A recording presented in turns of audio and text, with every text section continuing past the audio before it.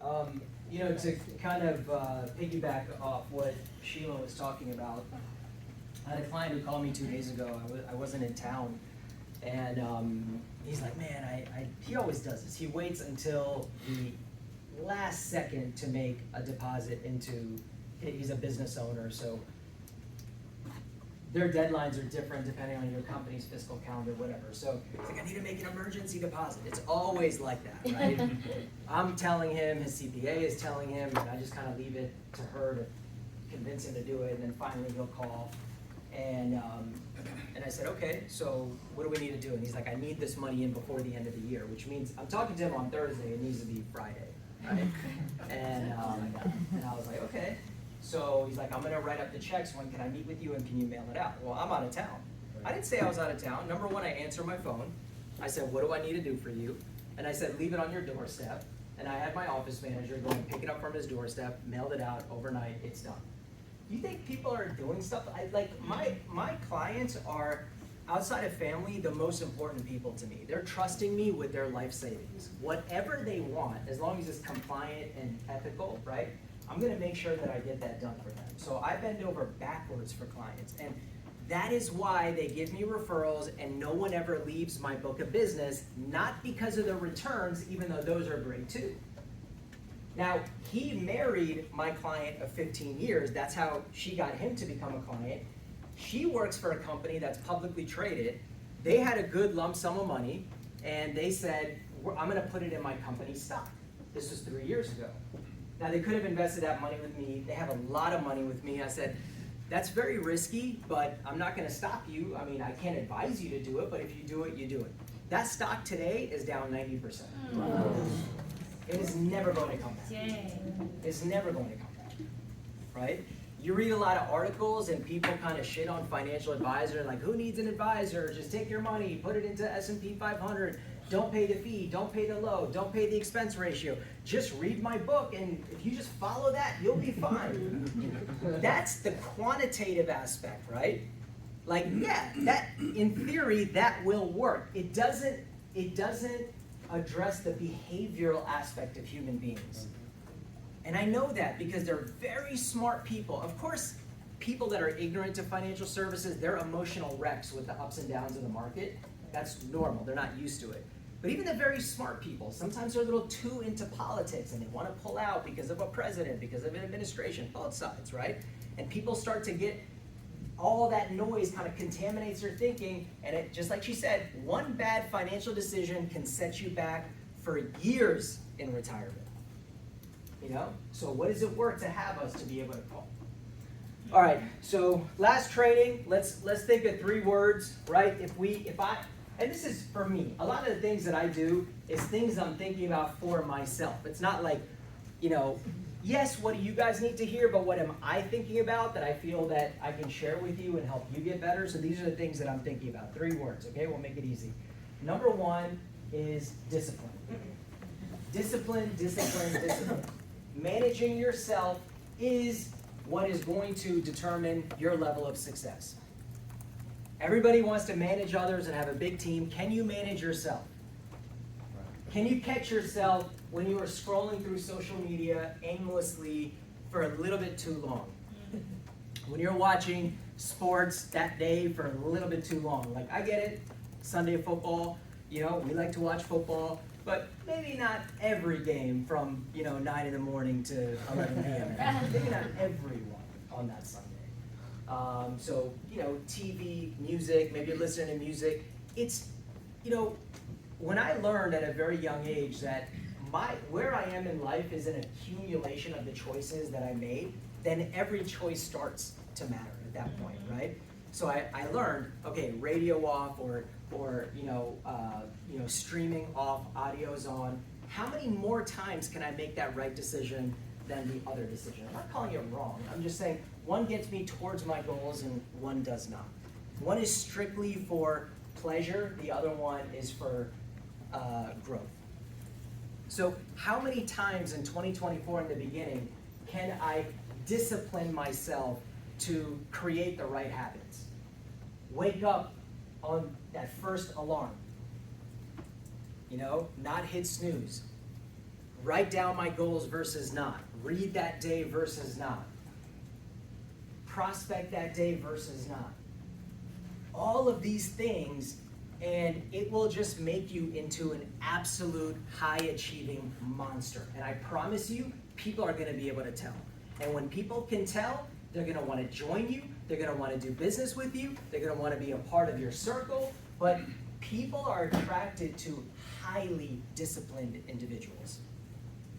When I'm in social settings, which I am, right? I'm usually not gonna stay up as late or party as hard, right? Or be there as long, you know what I mean? And people start to see a trend in my behavior because all these people aren't paying my bills. I'm paying my own bills. Yeah. So I gotta stay on track.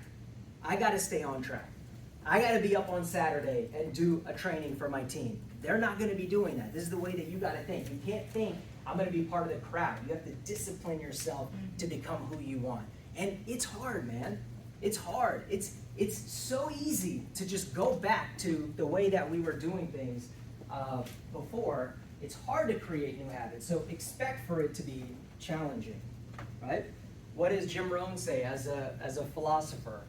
He says, the things that are easy to do are also easy not to do. It's easy, man, to go talk to someone, to set 1 or 2 appointments. So easy to do, but that's what makes it so easy not to do, so then we don't do it. So we want to discipline going into the new year, right? Number 2, growth, growth, growth. Growth at all costs. Bruce taught me that all growth is forced. You don't step into growth, right? You don't hover your way to the top, right? You claw. You fight, right? That terrain is going to be really challenging to get to the top. So what are the different ways that we want to grow? Growth in your knowledge. You hear someone come up and you know that she's put a lot of time and energy into learning about investments, learning about insurance, learning about policies. I feel I'm the same way. I was self-taught. A lot of the things that you guys get here, the way they break down the policy, we didn't have those types of trainings. I created that environment. Because my biggest fear was sitting down with someone and feeling like I was underqualified. And I was for a long time, but I was thinking to myself, how long before I'm going to be overqualified for this? So I just worked on myself, worked on myself, worked on myself. In your free time, these are things that you should be learning about if that's an area where you want to make money. You got to raise that gap between you and the person that you're sitting in front of, right? Growth in your mindset. Everything is a mindset. I think the advantage of bringing in, the disadvantage of bringing in, I'll start with that, of bringing in someone who makes $100,000 a year already, is that they kind of feel a sense of entitlement, there's a level of comfort, but the other thing is that if they really buy into this, they have a $100,000 mindset that they can quickly get to in our business because that's what they feel that they're worth. Believe it or not, $1 million a year is a mindset. Just like Shaq said, if you have that mindset, you'll attract the opportunities to help you get there. Everything. So for you, you got to have the mindset of 3, 4, 5,000 a month. You have to have the mindset of 10 people, 20 people, 30 people in a meeting. The mindset of being a top gun, right? Imagine that. You're not on the board 1 week out of, in years, and that's bothering you. Other people, you're not ever on there. But again, here's the good news, is that you can shift your mindset just like that, drop of a dime. So growth of your mindset. A lot of people have a small mindset. I gotta grow my mindset.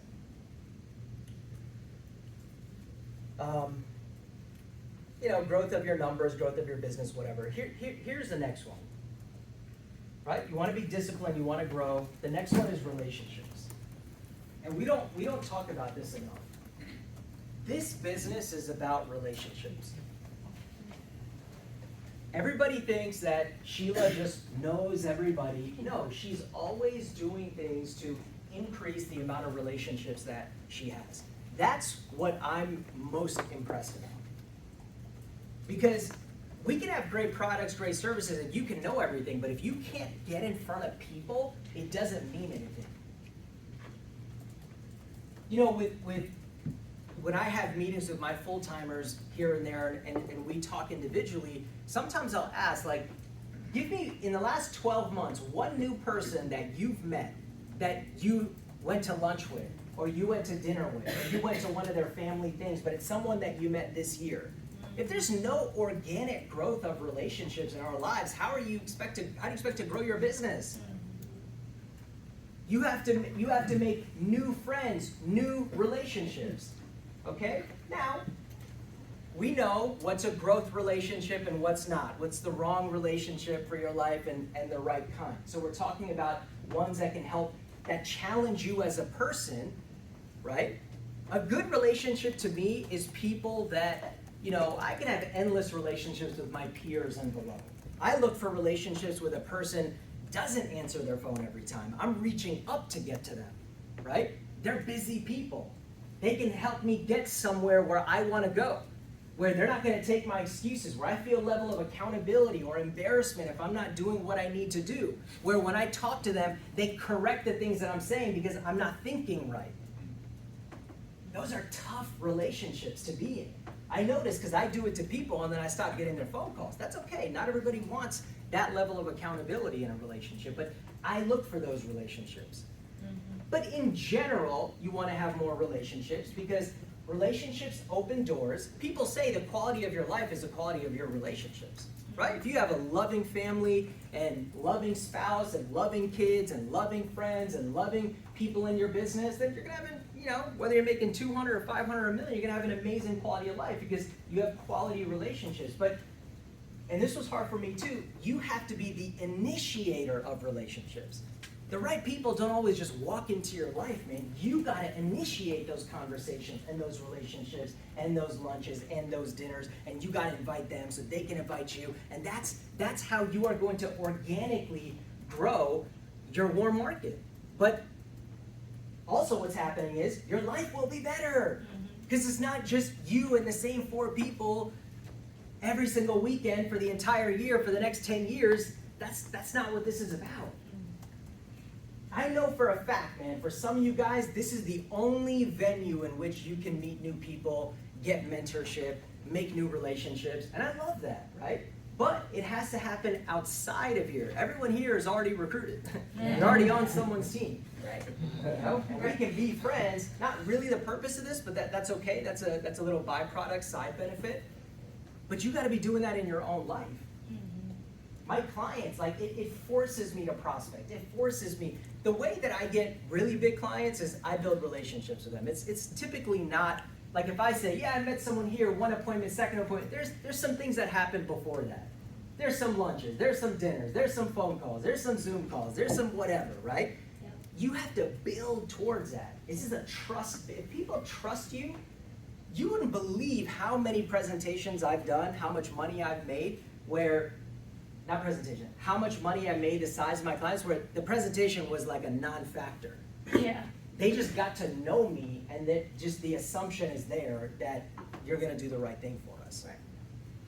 So as you write your goals, as you go in to the next year, how many new relationships can you build? It doesn't have to be just for business. A lot of times it leads into that because everyone needs what we offer, right? And we love recruiting everyone, but I'm not saying, man, like, oh, go build relationships and immediately invite them to the op meeting. That's not what I'm saying. I'm saying meet new people.